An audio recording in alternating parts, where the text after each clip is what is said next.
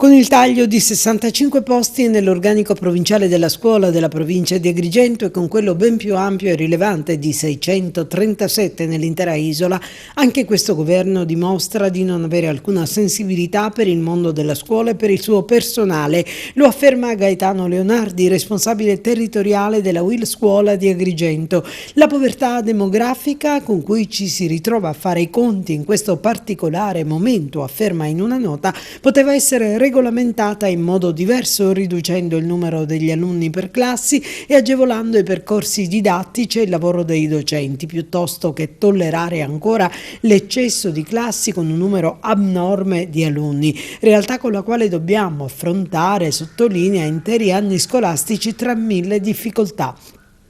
Purtroppo siamo ancora ben lontani da una severa inversione di tendenza, continua Leonardi, e ora come organizzazione sindacale abbiamo il compito di arrestare o quantomeno di mitigare gli effetti di questi tagli per consentire ai nostri docenti di svolgere il proprio lavoro nelle migliori condizioni possibili, evitando trasferte estenuanti e il riparto delle ore di servizio tra più scuole con aggravio dell'assolvimento degli obblighi contrattuali.